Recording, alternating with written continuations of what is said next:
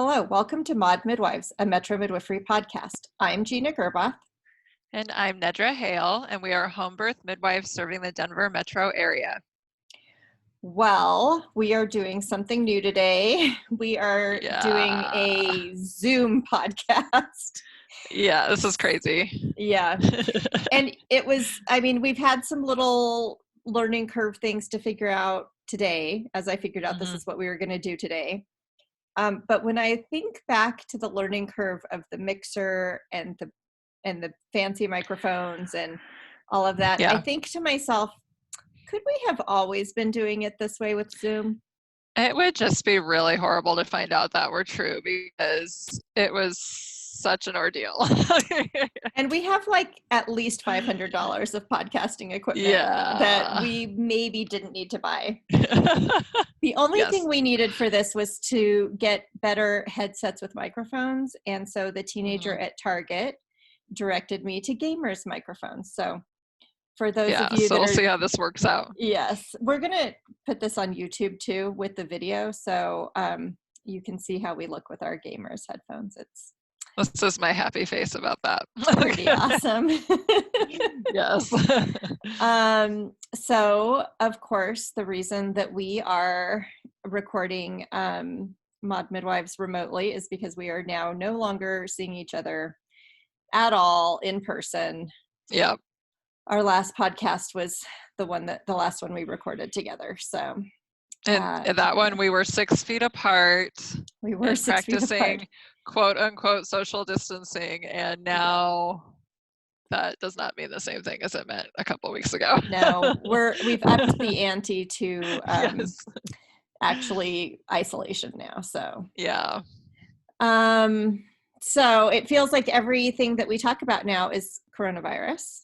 But we are going to, I don't know. The topic today is the immunology of human milk. So while it's not specifically a coronavirus podcast, it is with a big lens towards immunity and immunology and all of that kind of stuff. Our immune function is kind of an important topic right now. It's a critically important topic right now.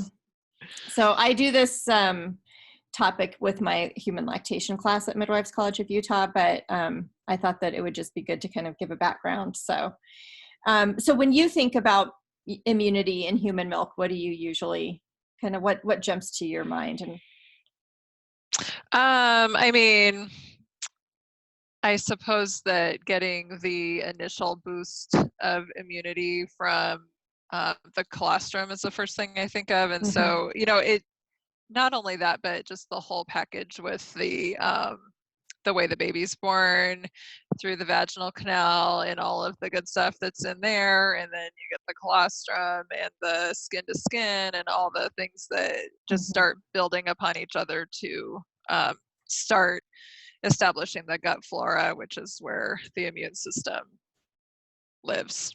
Right. What do you think? What do you think? Yeah, I think that's really reflective of a sign of the times, because not that long ago, we never would have thought about, the microbiome and all of the good bacteria and that kind of stuff. So I think that is really reflective of what's going on in our collective consciousness right now.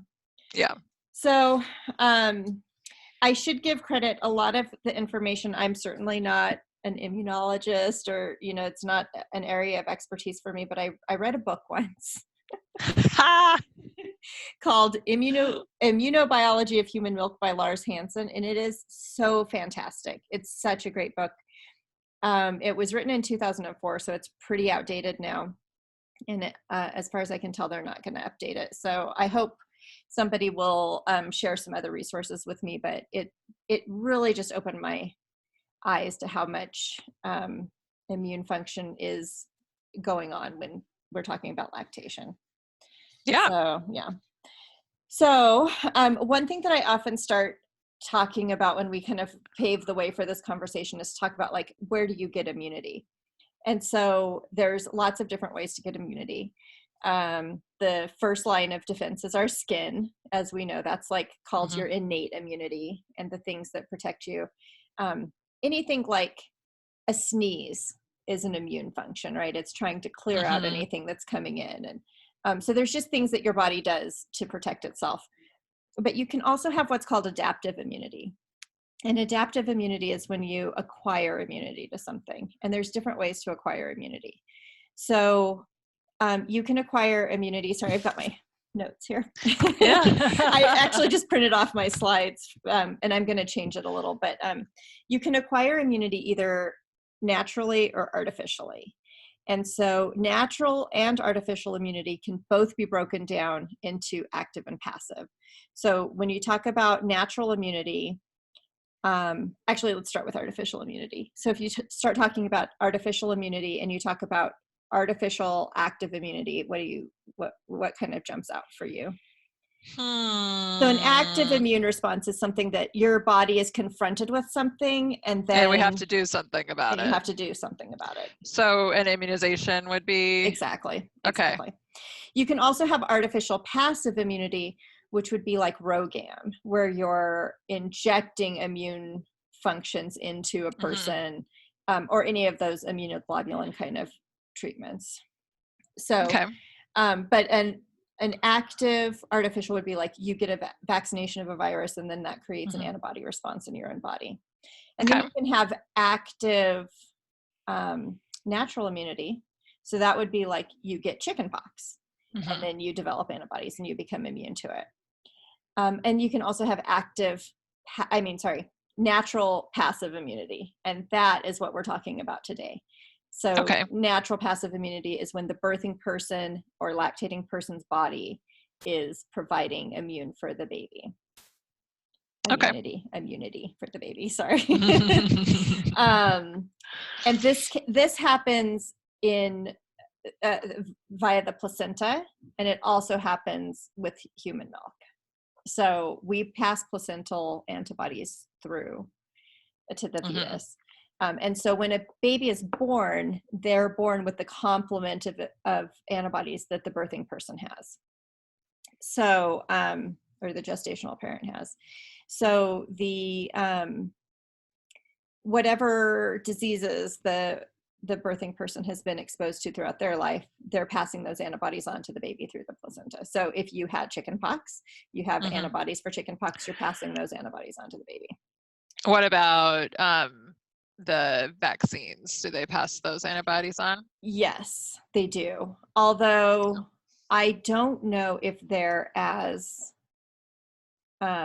strong of a protection as a natural response. That's a good question. But yes, that's one of the reasons why getting the pertussis shot in pregnancy is recommended, so that you've got that active immune function that you can then pass on to the baby to support the baby's own immune system. It's really important to remember that the baby doesn't have a full-fledged immune system for years. So they need a lot of support early on. And so luckily, that's why we have breast milk. So the types of antibodies that get passed through the placenta, or what am I trying to say? The placental antibodies that come through, they have a half-life. So antibodies don't live forever, just like other things have a half-life, like medications. So the antibodies that the baby gets through the placenta, they start to kind of, half of them will die in about a month. And then in the next month, the half of those will die. And so for that half-life, that means that the baby's only going to get protection for 4 months, at the most. Right. And so that's why the immunity of breast milk is a really important complement. And in fact, the most important for the first year of the baby's life or longer. And then you mentioned the microbiome. So, and you talked about the gut and how we start our, that's what really the foundation of our immune system. So yeah, talk more about what you. Oh, my vast body of knowledge about that. That was about it. Well, it was a true statement. We do have a lot of evidence that seeding, that microbiome seeding that happens at birth, is really important to establishing that foundation.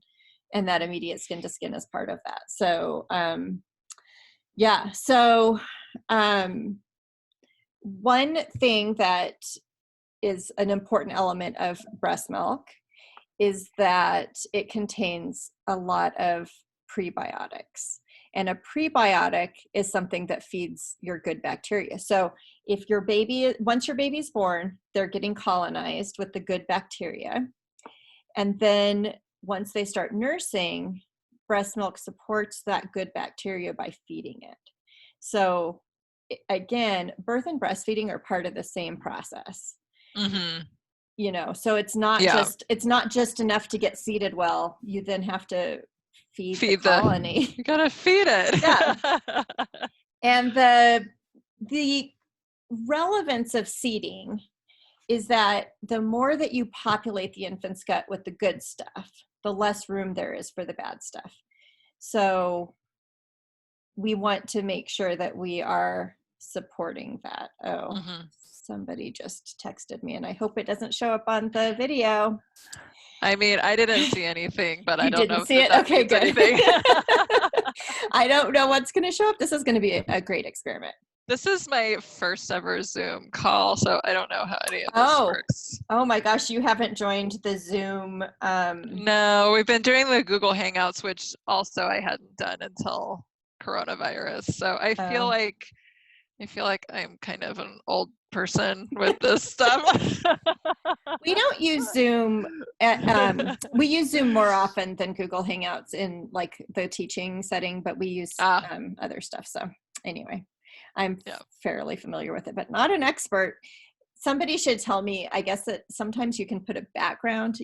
Can have a virtual Zoom background. I have seen lots of my friends do pirate ships and stuff like that. Yeah, I have no idea how to do that. I'm going to start playing with it because there's supposedly all of these arts classes and stuff happening on Zoom. So I'm going to find out everything about it. I would love to have that because right now you've got our ugly ceiling tiles in the background. Yeah, and I've got let's see what's behind me. My fireplace that I haven't decorated my house, really. Sorry.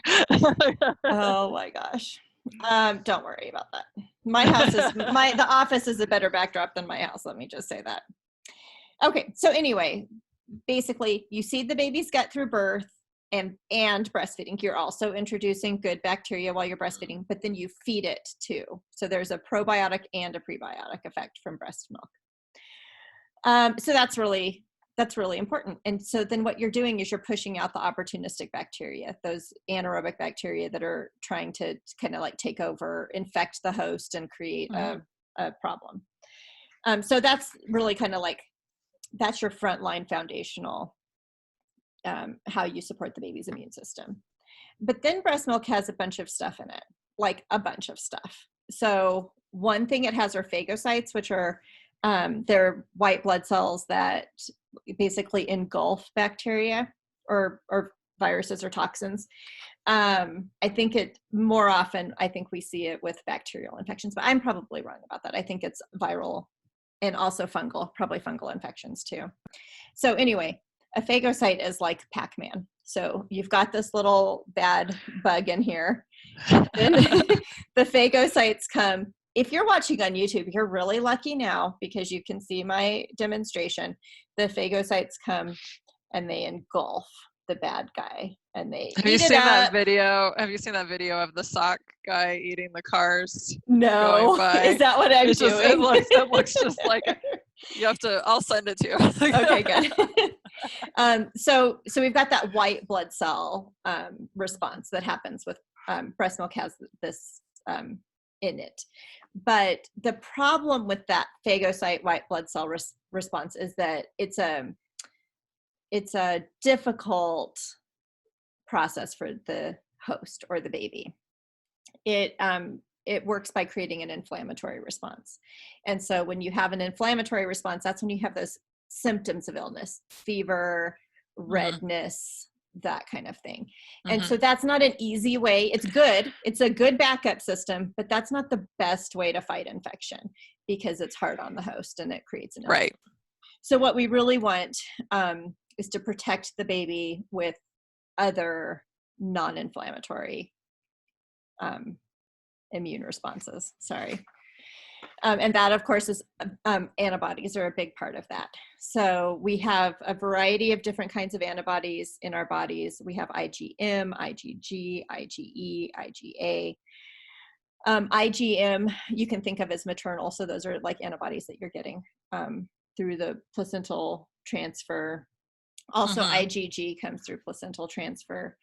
But breast milk has a higher complement of IgA or secretory IgA antibodies. That's the predominant antibody that's found in breast milk. And IgA antibodies are really, they're kind of like a barrier. They're kind of like a barrier antibody. And what they do is they block, they're called secretory IgA, so they have to do with the mucosa. They kind of try to block microbes from entering through the mucosa. And you'll find mucosa from, your nose all the way through your gut, through the digestive system.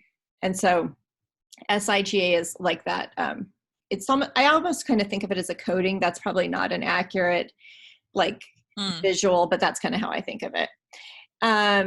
And so what we have are SIGA antibodies to a variety of different infections that the birthing person has been exposed to, not just current infections.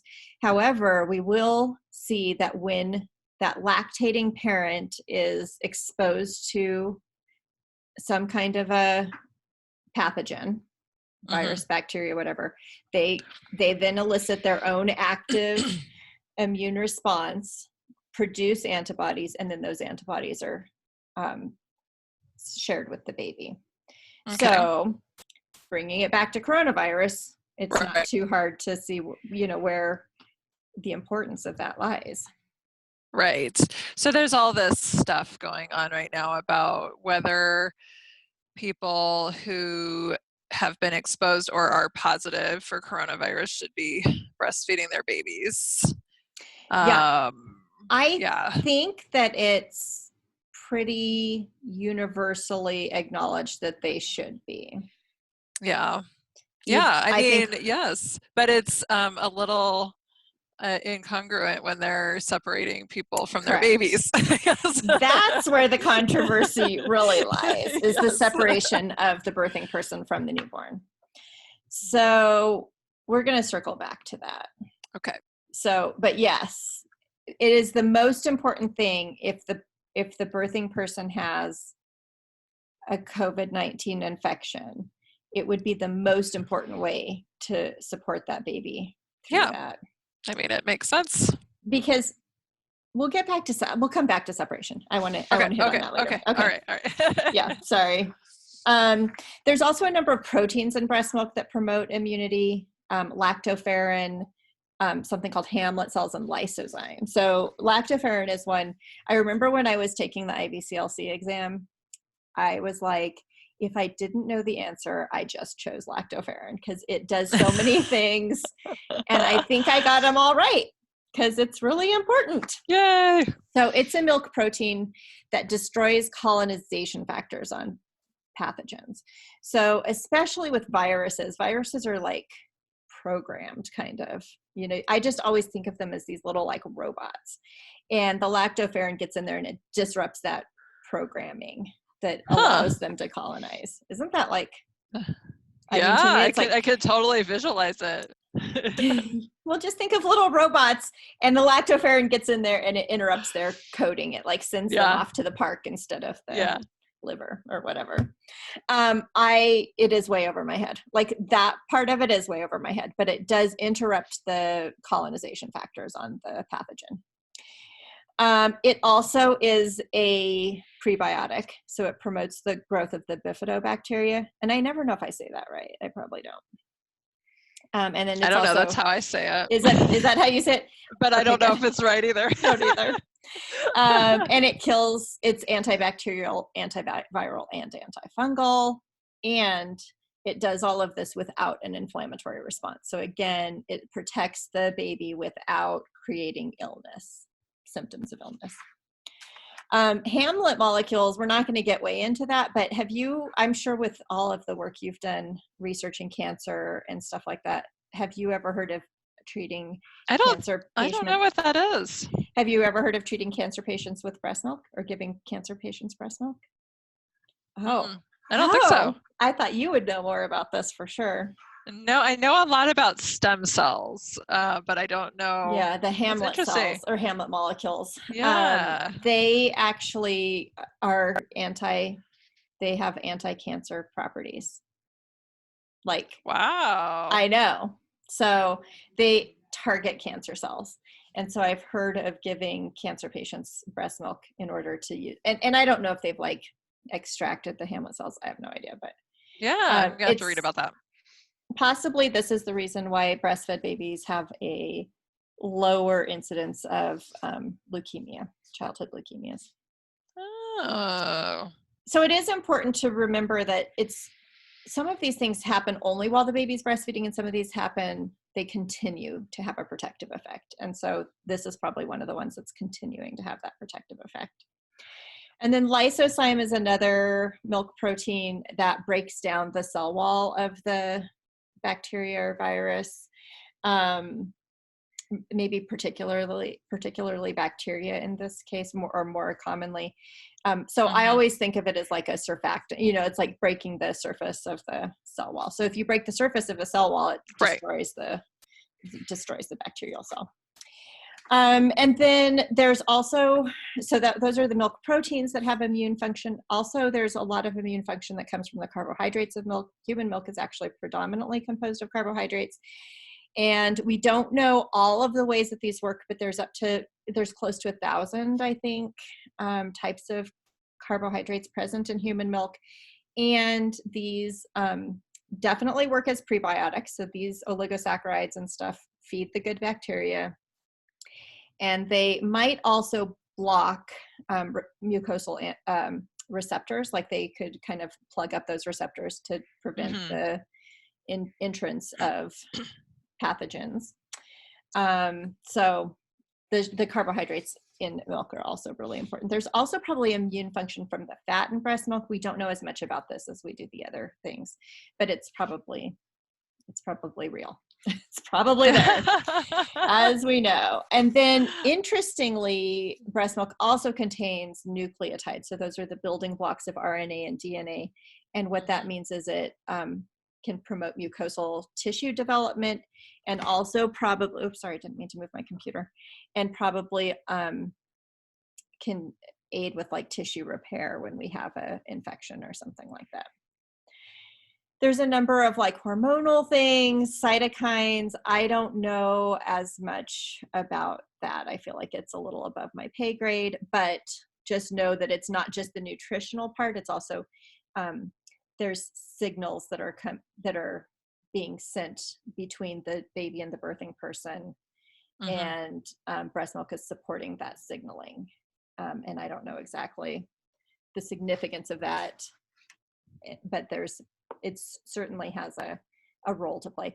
I think the thing that to take away from this is that if you think about the knowledge that we have about human milk as an iceberg, we only know a little bit, but based on just understanding of kind of the process and all of that, that there's things in there that we don't know how they work, but we know that there's other things involved, which is why you absolutely cannot replicate this Right. Yeah. in a manufactured kind of environment. So there's like things like human growth factors and stuff like that. We don't need to get into that, but circling back to COVID-19, one thing that we do know is that when you separate birthing people and babies, you disrupt breastfeeding. And that's what you were kind of getting at. Yeah, I mean, I don't want to get all crazy because I feel a little crazy about it right now today. But yeah, I mean, you interrupt a lot of things by separating. Right. And so I think that even just yesterday, or maybe it was just this morning, this day been really long. I think it just has came been out really this long. morning. And by the way, like I had to come home. You know all of this. I'm just telling everybody else. Like I was in the office because we're splitting Thursdays. and then had to come home and do the whole stripping and showering thing to decontaminate before I could do this video. So and also I had to go to the post office. So it is like, it's been a long day and it's only like 1 o'clock. I know. I know. It's crazy. Yes. Well, so one thing that we know about breastfeeding, feeding at the breast, is that when the baby nurses, they actually send signals to the mother to produce antibodies or to provide immune support. And we don't totally know how this goes. I've heard the backwash theory. Have you heard that? Yes. And I don't know. Yeah. The saliva in the baby's mouth backwashes up the nipple, and then that's how it gets it. It makes sense to me. I mean, it kind of, yeah. I always thought it was more like absorption through the areola, but I don't know. Maybe. I don't think. I mean, there's all that. There's a whole bunch of stuff there. Right. There's all those Montgomery glands that are present in the areola. Yeah. So. And I mean, and that's the first thing I thought of when you were talking about how you can't replicate that stuff in an artificial product because there's no communication happening. Right. And that's even true for expressed milk from the mother. Yeah. So even if you have separation, and what the CDC was saying, although I think they've changed it today, by the way, nobody knows what they're doing. We're all making this up. But what they were saying is that the mother should still be encouraged to express milk and feed it to the baby. But what's happening is then the baby's not doing any of that communication. There's so much not happening. Yeah. That's just, I mean, everything, the smelling, there's so much interaction that happens that it's very upsetting. And we know babies in the NICU have a much harder time establishing breastfeeding. They don't have that skin to skin. They don't have that positive feedback that's happening. That's like encouraging them to root and nurse and all those behaviors. Yeah. So, sorry, I can't put my hand by my microphone. Anyway, so we know what we know is that breast milk is an incredibly critical part of supporting the newborn's immune system, and disrupting that should only be done when there's really, really good cause, when the benefits far outweigh the risks. So I think right now ACOG and the CDC, so the World Health Organization has said all along that they should not be separated. Right. When there's a positive diagnosis. And then the CDC was saying there should be separation. And then I think ACOG was saying there should be separation, but it should be done with informed consent or informed choice. And then I think that the CDC has backed off now and is saying that they shouldn't be separated. So I feel like we've come full circle on the recommendations in the past week or so. Yeah, I mean, there's obviously a lot of confusion. There's a story circulating right now about a woman who was separated from her baby because they suspected that she was positive. And then she ended up being positive and they gave her baby back. What? That doesn't make any sense. I know. I was like, there must be a lot of, we don't know what we're doing or what we're supposed to do. And it's understandable. I'm not passing a judgment on that. I just think, boy, we really need to understand the importance of these connections early in life, even in a crisis. Especially that would be my point that I would make, is that if you don't know, you should err on the side of less disruption. Yeah. Unless you have clear evidence that there's a benefit to separating, you should not be separating. Yeah. So definitely. So I think that, again, sometimes I feel like we preach to the choir in our podcast. I don't actually know how many new listeners we get. We have the very minimal analytic tools available to us, but we usually get a number of downloads every week, usually around 200. But I don't know how many of that are people that just find us. So I feel like if it's mostly people that we're already, we're kind of preaching to the choir. We're kind of talking about breastfeeding with people who already really highly value it. Right. But I would hope that this opens up some minds to the idea that breastfeeding isn't extra, it's foundational. So Right. it's, you know, if somebody was just thinking, I might try and breastfeed and see if it works, which is not true for most of the people that are, you know, planning home births and stuff. If they were kind of ambivalent about it, I would hope that this would help tip the balance into understanding that this isn't just extra. This is how your baby's immune system is formed. Right. Oh, and Right. you mentioned colostrum really early on. Yeah. Colostrum is like packed with nutrition or immune functions. And it is like their first, like, it's a blast of immune functions that lasts for until the mature milk starts coming in. But it is really important throughout the course of breastfeeding. In fact, toddler milk, you know, once they're eating more solids and they're drinking a smaller volume of milk, toddler milk is more concentrated with immune function, so, or immune properties. So even though it's less volume, they're getting it in it's like a super pill. It's like I didn't know that. Because, you know, toddlers are gross. They are disgusting. So they are licking your shoes and licking doorknobs, and they touch stuff and then stick their fingers in their noses constantly. And then they stick their finger in your mouth after all of that. Yes, true. Yeah. So yeah, so it's human milk is also it's supportive of toddlers too. And in fact, the World Health Organization recommends nursing for at least 2 years because I consider a 2-year-old an infant. I know that's not like technically the definition here, but they're you babies. know, because those 2-year-old babies have like half developed immune system. So yeah, by 2 years, we're still talking about 50% capacity. So they really need it. And it's not something that ends after 6 days or 6 weeks or even 6 months. So yeah. Anything else on this topic that we didn't mention? I don't know. No, I think that was very informative. I feel like it was a little lecture-y. I'm sorry. It was a class. It was a class for me anyway, and I enjoyed it. Okay, good. I'm glad. I didn't know how to make it any less of a class. So no, I mean it's like sciencey stuff. It's all good. Yeah. And so if anybody wants to get Immunobiology of Human Milk by Lars Hansen on Amazon, it's out of print. It's probably like $10. It's old, but it's still really great. I highly recommend that resource. I hope there's other stuff out there now that I'm just not aware of, but I'm not aware of it. So yeah, it's just, again, it's the tip of the iceberg. We don't know what we don't know, but we know it's really, really important. So that's the takeaway message. Yes. So, all right. Well, thanks for joining us. If the video thing actually works out, this will be on YouTube, and you would have thought I could have done a little more. I guess it doesn't matter when you have the teenage gamer headset on what you do with your hair. So I know I just jumped out of the shower and pulled my hair back. So we're going to have to figure out the timing of this. I know.